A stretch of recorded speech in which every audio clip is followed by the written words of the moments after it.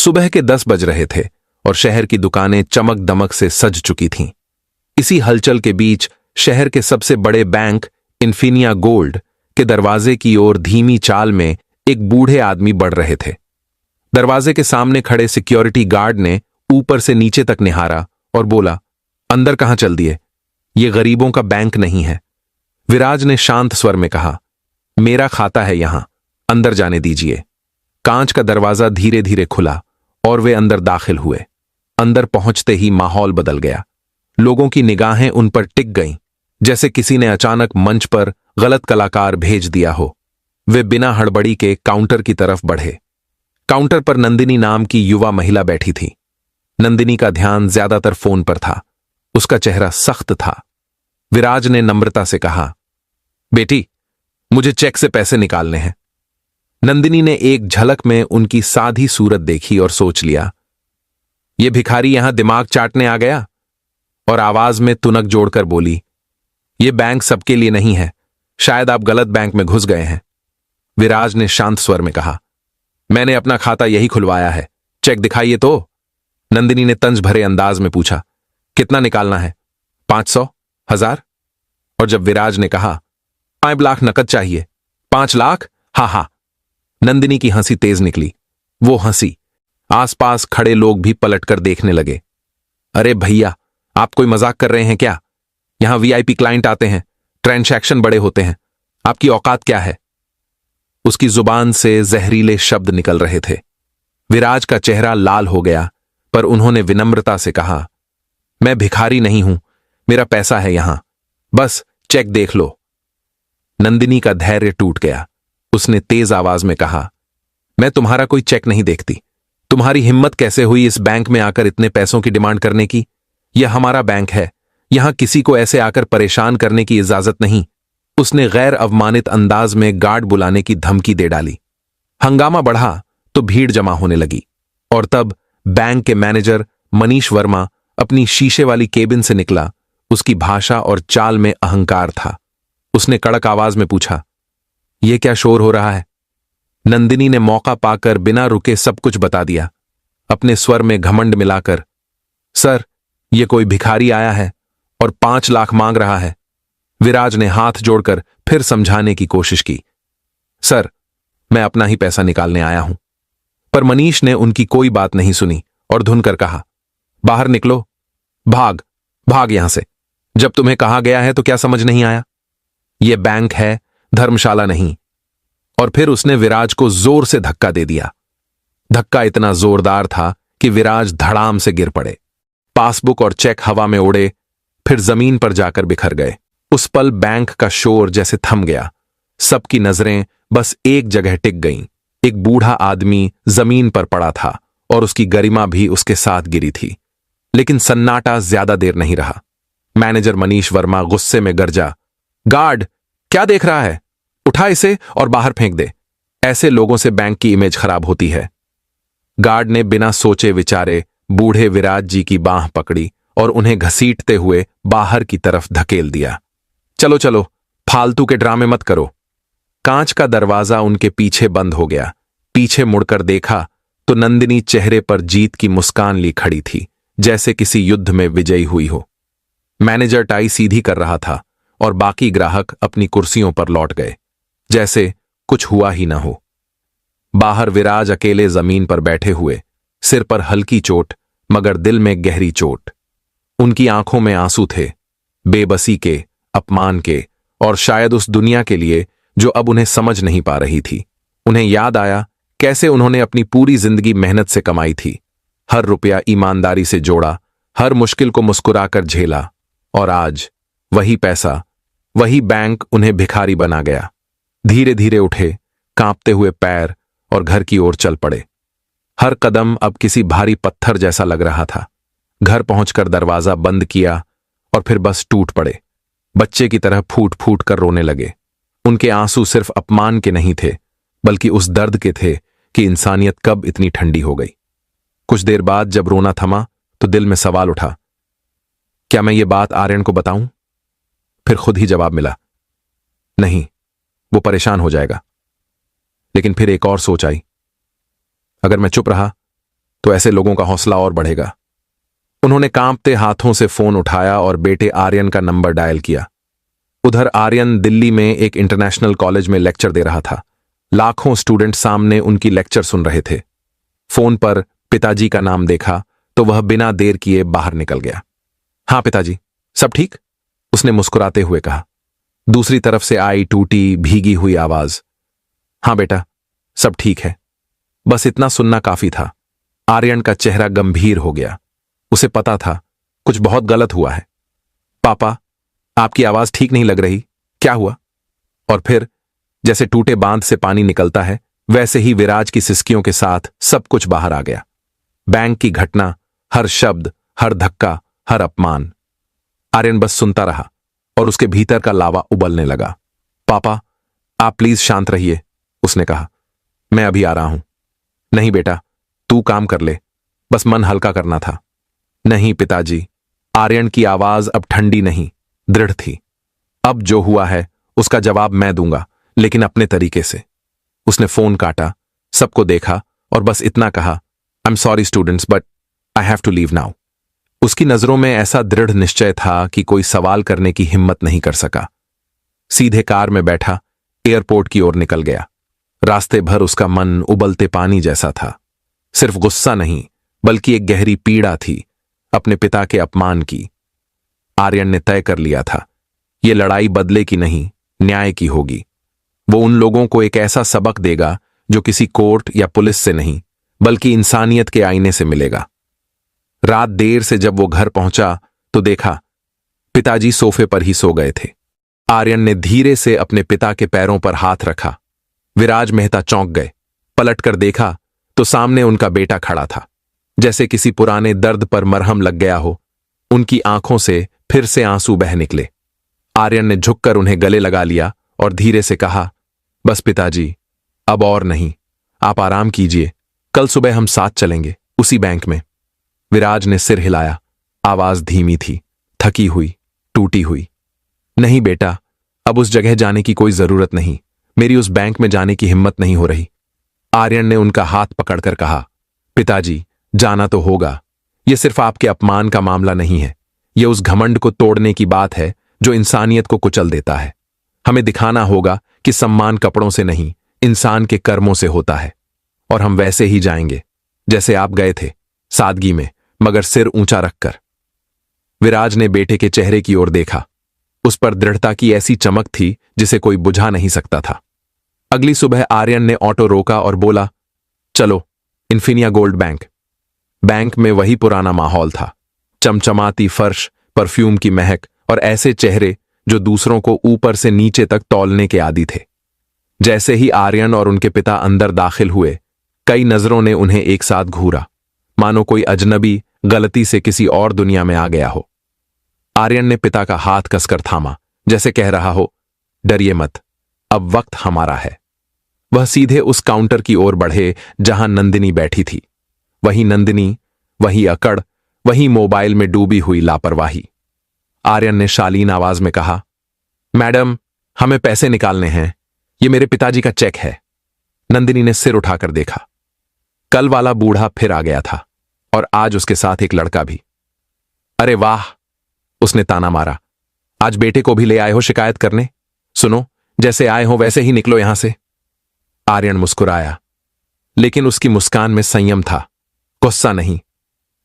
Madam, हम शिकायत करने नहीं आए हैं, बस अपना पैसा निकालने आए हैं। चेक देख लीजिए। नंदिनी ने चेक हाथ में लिया, नजर दौड़ाई और फिर वही बेहुदा हंसी हंसी। कल बाप मजाक कर रहा था, आज बेटा 5 लाख रुपए निकालना है, पहले अपने खाते में 10 रुपए तो डाल दो। पास बैठे लोग हंसने लगे। वही भीड़, वही तमाशबीन। विराज का चेहरा फिर उतर गया, लेकिन इस बार आर्यन चुप नहीं था। उसने बहुत शांति से कहा, मैडम, बस एक बार सिस्टम में अकाउंट नंबर डालकर बैलेंस चेक कर लीजिए, सारी गलतफहमी खुद ब खुद दूर हो जाएगी। नंदिनी ने हिकारत से चेक फेंक दिया। मेरे पास टाइम नहीं है तुम जैसे लोगों के लिए। जाओ मैनेजर से मिलो, वही बताएंगे क्या करना है। उसके लहजे में वही विश्वास था कि आज भी वही होगा जो कल हुआ था। आर्यन ने सिर झुकाया और कहा, ठीक है मैडम, हम मैनेजर से ही मिल लेते हैं। वो अपने पिता का हाथ थामे सीधे मैनेजर के केबिन की तरफ बढ़ा। बाहर बैठे चपरासी ने रोक लिया। कहां जा रहे हो? साहब बिजी हैं। जरूरी काम है, आर्यन ने शांति से कहा। अपॉइंटमेंट? नहीं, पर तो बैठो वहां वेटिंग एरिया में, जब साहब फ्री होंगे तब बुलाएंगे। दोनों एक कोने में जाकर बैठ गए। आर्यन देखता रहा कैसे अमीर कपड़ों में आए लोग बिना किसी रोक टोक के सीधे केबिन में घुस रहे थे और किसी ने उफ तक नहीं की। आधा घंटा बीत गया, फिर 1 घंटा। मैनेजर मनीष वर्मा कई बार बाहर आया, महंगे ग्राहकों से हंस हंस कर बातें की, हाथ मिलाए और फिर अंदर चला गया। लेकिन उसने एक बार भी आर्यन और उसके पिता की तरफ नहीं देखा। विराज बेचैन हो उठे। बेटा, चलो यहां से, मुझे और अपमान नहीं झेलना। आर्यन ने उनका हाथ दबाया। बस 10 मिनट और, पिताजी, सब ठीक हो जाएगा। समय धीरे धीरे बीता और आर्यन की आंखों की मुस्कान अब एक चट्टान सी दृढ़ता में बदल चुकी थी। एक गहरी सांस लेकर वह उठा और बिना किसी झिझक के मैनेजर के केबिन की तरफ बढ़ा। चपरासी ने रोकने की कोशिश की, पर इस बार आर्यन नहीं रुका। उसने दरवाजा जोर से खोला। धड़ाक! मनीष वर्मा फोन पर अपनी बीवी से हंसी ठिठोली कर रहा था। लगे था जैसे दिन की सबसे मीठी खबर सुन रहा हो। फिर अचानक दरवाजा जोर से खुला और 2 लोग बिना पूछे अंदर आए। मनीष का चेहरा सिकुड़ गया। उसे भड़कते देर नहीं लगी। यहां कैसी तमीज! वह फटक कर खड़ा हो गया और गुस्से से पूछा, बताओ, कौन हो तुम लोग? यहां कैसे घुसे? उसके सामने खड़ा युवक आर्यन बिल्कुल सनसनीखेज ठहर गया। उसकी आवाज ठंडी और नियंत्रित थी। क्या आप मनीष वर्मा हैं? हां, मैं ही, मनीष चिल्लाया। और तुम्हारी हिम्मत इतनी? अचानक आर्यन ने अपनी जेब से वही चेक निकाला, 5 लाख रुपए, और इसे सीधे मेज पर रख दिया। सादा सा आग्रह पर असरदार। यह मेरे बाप का चेक है, यह ट्रांजैक्शन कर दीजिए। मनीष ने चेक उठाया, एक नजर में पिता को पहचान लिया और फिर न सिर्फ चेक बल्कि तौहीन भी वापस फेंक दी। ये लोग रोज टाइम खराब करते हैं, तुम्हें देखकर ही पता चल जाता है। वह गंधसराही हुई आलोचना और अपमान का पुराना पाठ पढ़ रहा था। क्या कभी आपने देखा है कि कुछ लोग कैसे दूसरों की शक्ल सूरत से उनकी कीमत निकाल लेते हैं? यही तमाशा वहां भी दोहराया गया। पर इस बार आर्यन खामोश नहीं रहा। उसने दिल से कहा, आपके जो शबाब के हिसाब से इंसाफ तय करने का रवैया है, वही चीज मुझे यहां आने पर मजबूर कर गई। फिर उसने फोन निकाला और एक नंबर दबाया। खालिद, पूरी टीम को लेकर बैंक पर आ जाओ। रीजनल हेड और विजिलेंस को कॉन्फ्रेंस कॉल पर जोड़ो। तुम सब लाइव सुनना। मनीष घबरा गया, पर जल्द ही केबिन का दरवाजा खुला और सूट बंधे लोग अंदर आए। उनमें से एक ने आर्यन को दस्तावेजों वाली फाइल थमाई। अब जो बात हवा में थी, जमीन पर आ गिरी। आर्यन की आवाज में अब मालिकाना अधिकार था और बयान एकदम साधारण पर भारी। मेरा नाम आर्यन है। यही बैंक मेरे और मेरे पिता की इक्विटी कंपनी का हिस्सा है। मैं इस बैंक का मेजॉरिटी शेयर होल्डर और इसलिए मालिक भी। केबिन में कुछ पल को जैसे समय ठहर गया। मनीष के होंठ फटके पड़े, चेहरा रंग बदल गया, माथे पर पसीना तैर आया। नंदिनी और बाकी स्टाफ के चेहरे पर हैरानी स्पष्ट थी। ग्राहक भी चुपचाप सभी बातचीत देख रहे थे। क्या बड़ी कुर्सी पर बैठा आदमी हमेशा मालिक होता है? और क्या पैसों के चमक दमक से इंसानियत की नजर धुंधली हो जाती है? ये सवाल अचानक हर किसी के जहन में उठ खड़े हुए। आर्यन ने आगे बढ़कर कहा, आपने कल मेरे पिता को बेइज्जत किया, भिखारी कहा, धक्का दिया। आज आपकी ये हरकतों का हिसाब देना होगा। फिर टीम के आदमी ने बैंक का लैपटॉप खोला और सीसीटीवी फुटेज प्ले कर दी। स्क्रीन पर कल की हर झलक, नंदिनी की तानों से लेकर मनीष के धक्के तक, सब कुछ साफ नजर आया। गुजरते पलों की असलियत अब छुपी नहीं रही। ये वीडियो अब हेड ऑफिस, विजिलेंस और जरूरत पड़ी तो मीडिया तक जाएगी, आर्यन ने कहा। और साथ ही आपकी बर्खास्तगी की तैयारियां भी चल रही हैं। उसकी आवाज में कोई रंज नहीं, बल्कि जवाबदेही की ठोस घोषणा थी। कभी कभी यही फर्क बनता है। इंसान का हक सिर्फ अपने लिए मांगने पर हासिल नहीं होता, बल्कि तब बनता है जब कोई खामोशी तोड़कर सच्चाई सामने रखता है। मनीष वर्मा के लिए उस दिन बस अकड़ा हुआ वक़्त और एक खुला सच था, और बैंक की बड़ी इमारतों के अंदर भी अब आंखें खुलने लगी थीं। वर्मा अब पूरी तरह टूट चुका था।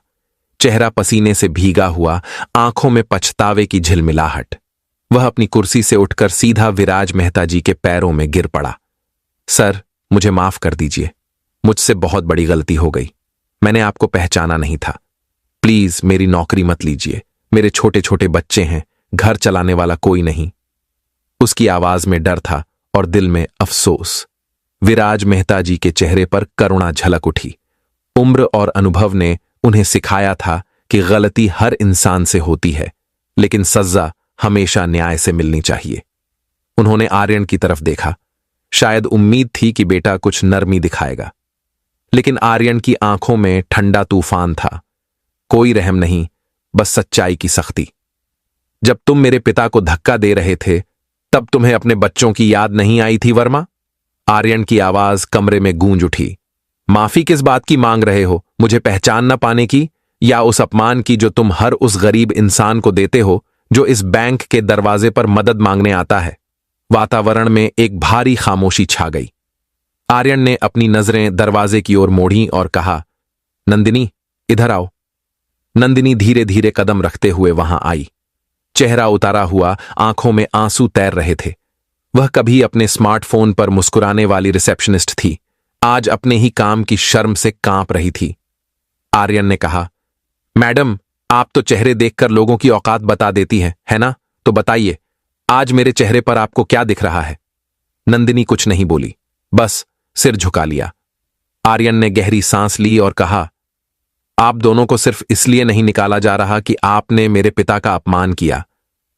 असली वजह यह है कि आप उस कुर्सी के काबिल नहीं हैं। बैंक सिर्फ पैसों का लेन देन नहीं करता, यह विश्वास का सौदा करता है। यहां ग्राहक सिर्फ नंबर नहीं होते, इंसान होते हैं, और आपने इस बैंक के भरोसे को मिट्टी में मिला दिया। फिर वह अपने टीम से कहा, दोनों के टर्मिनेशन लेटर तैयार करो, और हां, उस गार्ड को भी जिसने बिना सोचे किसी बुजुर्ग को बाहर फेंका, आज से वह भी इस बैंक का हिस्सा नहीं रहेगा। मेरे बैंक में ऐसे लोगों की कोई जगह नहीं। बैंक के बाहर जमा पूरा स्टाफ अब केबिन की खिड़की से यह सब देख रहा था। आर्यन उठकर बाहर आया। उसकी आवाज गूंज उठी, आज जो हुआ वो आप सबके लिए सबक है। याद रखिए, इंसान की कीमत उसके कपड़ों से नहीं, उसके किरदार से होती है। ग्राहक भगवान होता है, चाहे वह सूट बूट पहने या फटे कपड़ों में आए।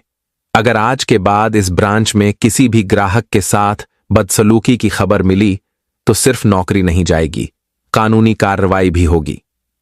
पूरा बैंक सन्न रह गया। कोई बोलने की हिम्मत नहीं कर पा रहा था। फिर आर्यन अपने पिता के पास गया।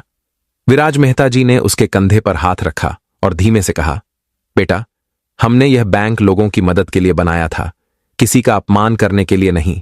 याद रखो, दौलत आज है, कल नहीं होगी, लेकिन इंसानियत और संस्कार ये उम्र भर साथ चलते हैं। आर्यन ने झुककर पिता का हाथ थामा और उन्हें धीरे धीरे बाहर ले गया। जब दोनों बाहर निकले तो पूरा स्टाफ और सभी ग्राहक खड़े हो गए, सिर झुकाए, सम्मान में। बाहर की हवा अलग महसूस हो रही थी, हल्की, सच्ची और संतोष भरी। विराज मेहता जी ने एक गहरी सांस ली। इस बार उनकी आंखों से बहते आंसू अपमान के नहीं, गर्व के थे। उस बेटे के लिए जिसने न सिर्फ उनका सम्मान लौटाया, बल्कि पूरे समाज को इंसानियत की कीमत याद दिला दी। दोस्तों, अगर यह कहानी आपके दिल को छू गई तो नीचे कमेंट में जरूर बताएं कि आपने इससे क्या सीखा। अगर आपको यह कहानी पसंद आई तो वीडियो को लाइक, शेयर करें और चैनल को सब्सक्राइब करना न भूलें, क्योंकि आपका सपोर्ट ही हमें ऐसी और प्रेरणादायक कहानियां लाने की ताकत देता है। यह कहानी पूरी तरह मनोरंजन और सीख के उद्देश्य से बनाई गई है। इसमें दिखाए गए पात्र, नाम और घटनाएं काल्पनिक हैं। किसी वास्तविक व्यक्ति या संस्था से कोई संबंध मात्र संयोग होगा। हमारा मकसद किसी की छवि को ठेस पहुंचाना नहीं, बल्कि समाज में इंसानियत और सम्मान की सोच फैलाना है। धन्यवाद।